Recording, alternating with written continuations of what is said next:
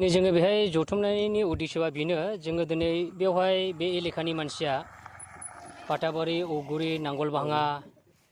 जोङो जेरै जोंबो सा खोला सानजा सोनाब दैजोंहाय बेंखनजानाय बे एरिया दा बेवहाय जोङो 6 मास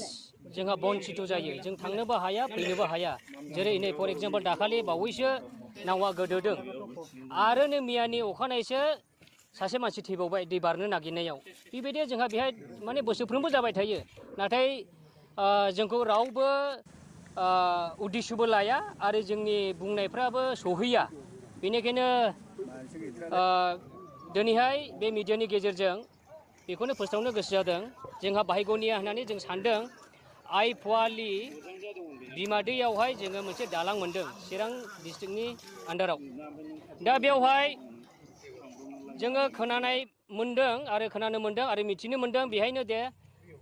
बे दालाङा 18 मासाव कमप्लिट जानांगौमोन होननानै नाथाय मा 18 मास नोंथांमोना नायनो हागोन 18 बोसोरब्लाबो बियो जाया लेहेम जाना दङ जा कन्ट्राक्टर असिन्त कन्ट्राक्टरा बेहाय मेनेजारफोरखौ दोनलांदों नायग्रा इनचार्ज बिथांमोनाव जों सोङो बिथांमोना मा होनो लेबाराखौ मोनालै होनना बुङो आरो जेब्ला लेबारनाव जोङो सोङो लेबारा मा होनो लेबारफ्रा फायसाखौनो मोनालै होनना बुङो दिनै एसे बावै जागा नोंसोर नाहरनो हागोन बे जायगायाव बियो बोसोरसेसो हक बे माबा लहानि थिखांनाया दा बेवहाय मोनसे खुन्थियावनो जुदि बोसोरसेनि बांसिन जायोब्ला बेहाय 22टा खुन्थिया दं 22 बोसोरनि बारा नांगोन नामा असिन्त कन्ट्राक्टरा बे आइ फवालिनि दलंखौ बानायनो प्रश्न जादों जोंहा मानो होनोब्ला बे जायगायाव जोंनि गोबां स्टुडेन्टफोरबो दङ बेंटलाव थाङो सोरबाया बहाबा फरायहैयो लाकी होननानै बुङो जोङो बे लकडाउन टाइमावहाय देग्लाय स्टुडेन्टफ्रा फरिखा लिरनो थांनो हायाखै नङाब्ला जोङो गोबां घटना जायो स्टुडेन्टफ्रा फरिखाबो लिरनो हाया जायो जोंनि थांलाय फैलायनो जायगाया बिदि गाज्रिखाय दा जोंनि गेजेराव गाज्रि मोननाङा मिडियानिफ्रायबो मिडियानि मानसिफोरखौ आं बुङो जाथाय जायो नाथाय जोंनि गेजेराव मिडियाबो गैया जायो गाज्रि दामोन मिडियाफोर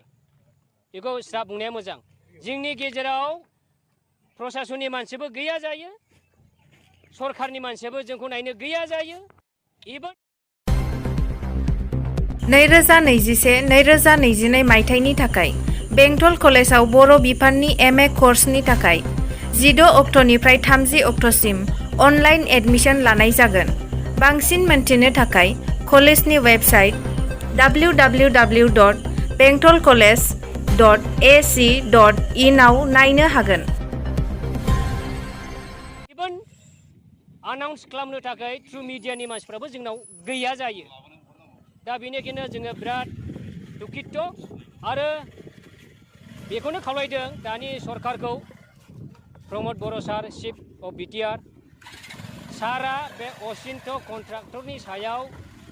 बे आइ फवालिनि दलंखौ लुफुंनायाव तदन्त खालामनो जेन गोख्रैनो खालामो आरो बे आइ फवालिनि दलंआ जेन गोख्रैनो लुफुंजायो नोंथांमोना जोङो थिखादारजों जोंलाय मा रायलायनो सिगांनो आनाउन्स होखाबाय 18 मास दा 18 मासनि बारा बारलांबायना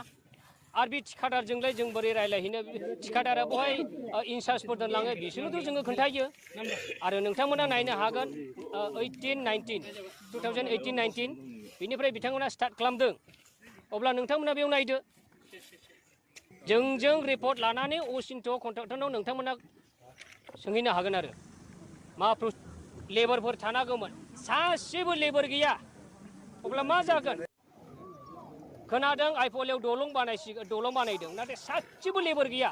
नोंथांमोना एग्जाम्पल हिसाबै बेवहाय नायनो हागोन आरो अब्ला बे दलंआ माबोरै लुफुंजानांगौ जाखो खोनासं माबाफोर जादों जाया बिनि प्रब्लेम बेयाव जोंहा बुंनांगौ जेबो माबा लुगैया गैया जोङो कन्ट्राक्टरजों जोंहा जेबो बेवहाय बुंनांगौ खोथा गैया मा जायो मा जाया बे कन्ट्राक्टर नालाय गावनि खामानिखौ बे मावफुंनांगौ बास 2021-2022 मायथाइनि थाखाय बेंटल कलेजाव बर' बिफाननि MA कर्सनि थाखाय 16 अक्ट'निफ्राय 30 अक्ट'सिम अनलाइन एडमिशन लानाय जागोन। बांसिन मोनथिनो थाखाय कलेजनि वेबसाइट www.bentolcollege.ac.in आव नायनो हागोन।